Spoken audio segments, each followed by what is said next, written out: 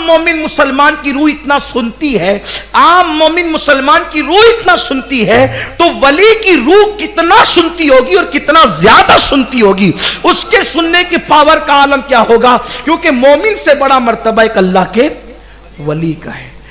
اب یہاں آگے کہ سن لیا، حدیث ہی سے ہم پہنچ رہے ہیں، ابھی کوئی واقعہ ابھی نہیں، ابھی صرف حدیث آپ نے سن لیا۔ تیسری بات، روح سفر کتنا کر سکتی ہے، روح سفر کتنا، اب چونکہ سن لیا آپ اس پر تو آ گئے، اتنا تو مان لیا کہ سنتے ہیں، روح سنتی ہے، اللہ والوں کی روحانیت سنتی ہے، وہ روح ہم پکارتے ہیں، روحانی طور پہ مدد کرتے، سن تو لیا بھئی۔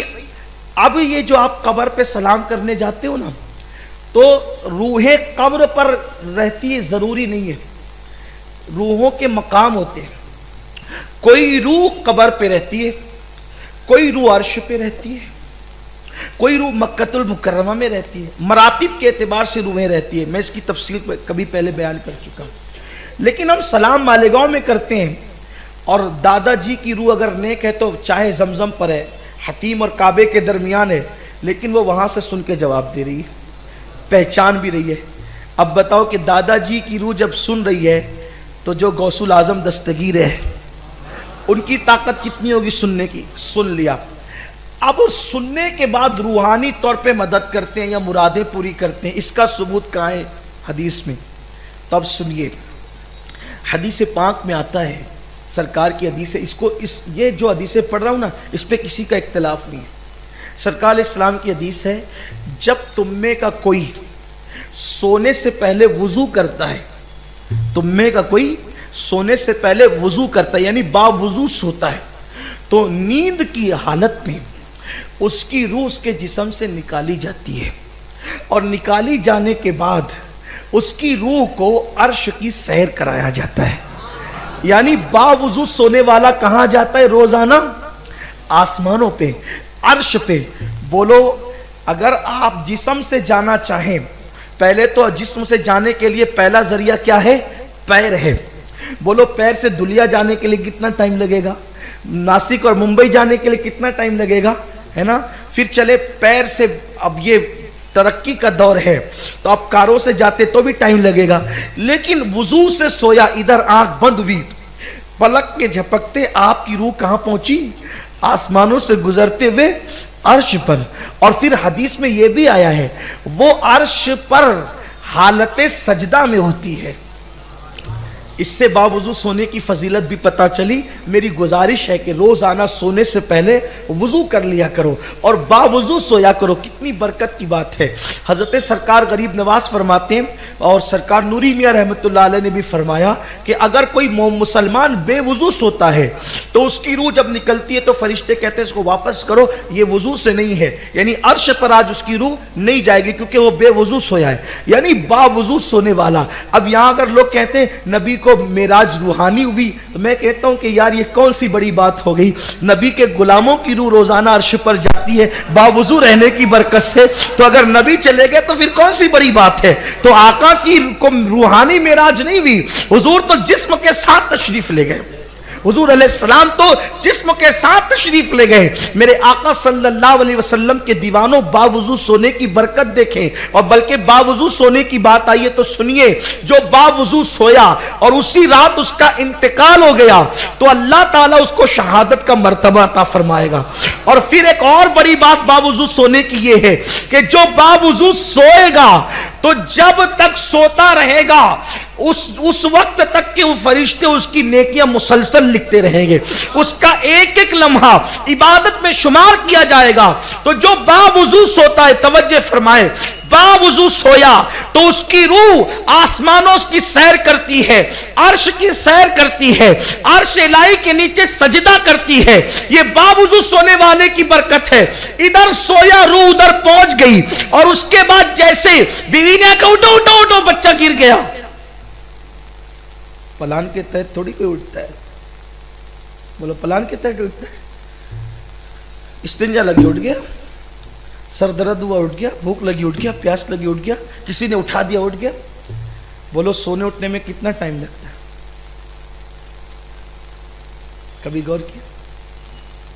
इधर बिस्तर पे लेटा आंख बंद भी सो गया।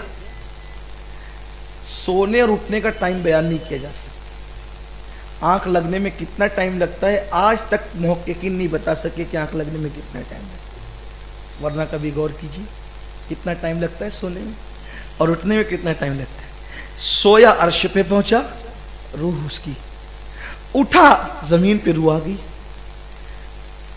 आप कभी कभी फजर तर्क भी कर देते हैं, कभी झूठ भी बोल देते हैं, कभी गीबत भी कर लेते हैं, ये सब होता है ना हम लोगों से। जब अपनी रूह का पावर इतना है कि पलक के झपकते बंद हुई अर्श पर रूह गई और खुली जिस्म में आ गई। जब अपनी रूह के सफर की कुव्वत का ये आलम है तो जिसने 40 साल तक के इशा के वजू से फजर की नमाज पढ़ी हो, उसकी रूह का आना जाना कितना मजबूत होगा, कितना पावरफुल होगा। तो अब पता चला कि वली मदद कैसे करता है, रूहानी तौर पे। और रूह के लिए शाह अब्दुल हक मुहद्दिस देहलवी लिखते हैं कि रूह के लिए दूर और नजदीक यकसा एक ही है, उसके लिए कोई मसला नहीं है दूर और नजदीक का। तो अब ये मसला हल हो गया। क्या मसला? कि जो रूहानी तौर पे कहाँ आएंगे, किधर आएंगे, कैसे जाएंगे, ये सब आना जाना तुम्हारे लिए है। रूह पलक के झपकते, हम अपनी रूह, मोमिनों की रूह, अल्हम्दुलिल्लाह। अब जो लोग कहते हैं नहीं मेरे समझ में नहीं आता कि रूह कहाँ जाती, तो तू पहले मोमिन बन। कोई ये कहे कि मुझे आम की लज्जत समझ में नहीं आती कि कैसा होता है, वो पहले खा तो सही। हमसे लड़ता क्यों? खा तभी तुझे समझ में आए कि आम की लज्जत क्या है। तो ऐसे मोमिन बन, पक्का मोमिन बन। कैसा? चिटिंग बाज नहीं। ला इलाहा इल्लल्लाह पढ़ रहा है, 100 बार पढ़ रहा है, 1000 बार पढ़ रहा है, 500 बार पढ़ रहा है, और जिस मोहम्मदुर रसूलुल्लाह का कलमा पढ़ रहा है उसको रसूल ही नहीं मान रहा है, तो तू मोमिन कब होगा? रसूल मान।